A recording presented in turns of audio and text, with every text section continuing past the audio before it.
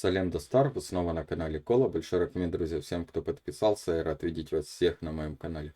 Друзья, сегодня мы посмотрим видео громкое заявление президента Казахстана «Путин в шоке». Давайте посмотрим, увидим, что здесь расскажут, покажут, друзья. Перед просмотром не забываем подписываться, проставлять лайки, прожимать колокольчик. Видео выходит каждый день, видео выходит все по вашим заказам. Ссылку на канал автора я оставлю в описании под видео. Обязательно переходите, смотрите различные ролики. Смотрим, друзья. Президент Казахстана Жомарт Касым-Токаев после встречи с канцлером Германии Олафом Шольцем заявил, что Казахстан будет соблюдать антироссийские санкции, и что с этим никаких проблем не будет. Он сказал, что каких-либо опасений немецкой стороны в отношении каких-то действий, направленных на то, чтобы обойти санкционный режим, не должно быть. Однозначно заявил о том, что будет следовать санкционному режиму. Мы имеем контакты с соответствующими организациями по соблюдению санкционного режима, и каких-либо опасений немецкой стороны в отношении возможных действий, направленных на то, чтобы обойти санкционный режим, мне кажется, не должно быть. Благодарю. Тем временем, когда в Украину с визитом прибыл генеральный секретарь НАТО Йенс Столтенберг, кремлевский сиделец вылез из убежища, чтобы встретиться с президентом Южного Судана. Президент Южного Судана в недоумении, зачем его вынули из кровати и притащили навстречу. На его лице отпечатано безразличие к бормотаниям Путина, который что-то там кряхтит на непонятном языке. Как оказалось, Сальваторе Киир не умеет пользоваться гарнитурой и дупля не отбивал, о чем говорит Путин. Он просто сидел и любовался обстановкой, пока кремлевский Маугли что-то там лепетал своим ртом.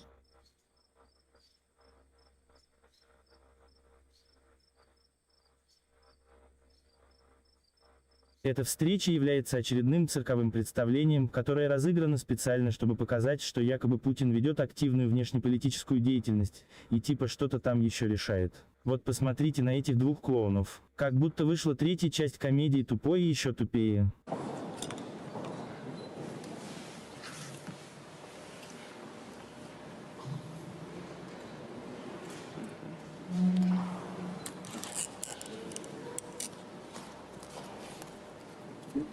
Боже.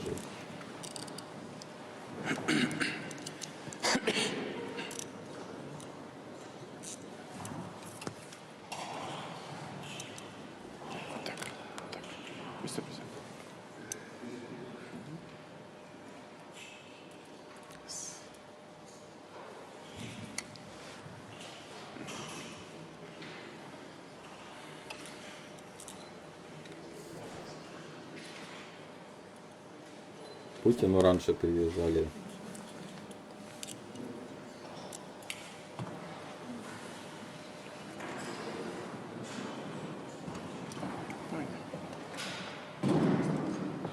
Кстати, президент Южного Судана Сальваторе Киир тот еще любитель разводить грязь прямо на публике. Он известен тем, что часто после себя оставляет мокрые следы прямо на асфальте. Так что я бы не удивился, что на так называемой встрече с бункерным сидельцем он также произвел впечатление, которое осталось на стуле. Южный Судан – это государство, получившее независимость от Судана в 2011 году в результате незаконного вооруженного переворота, и боевые действия там продолжаются до сих пор. Ставьте лайки, подписывайтесь на канал, жмякайте колокольчик.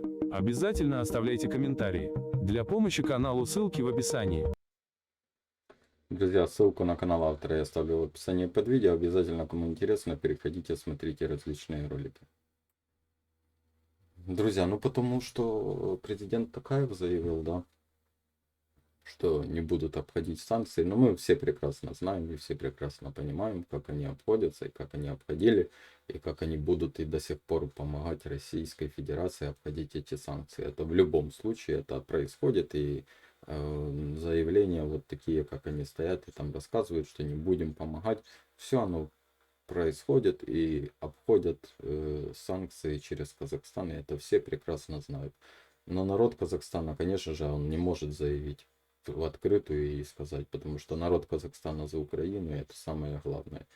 Раньше за эту ситуацию, что у Путина сейчас происходит, раньше просто помню, Путин встречался с различными, да, какими-то президентами, канцлерами других стран. А сейчас ты смотришь на эту клоунаду, которую они устраивают, просто ужасаешься. Ну, вот Россия сходит с ума, и это видно даже, наверное, детям, маленьким детям, если они, увидя вот что происходит сейчас там, они будут понимать, что эти люди сходят с ума.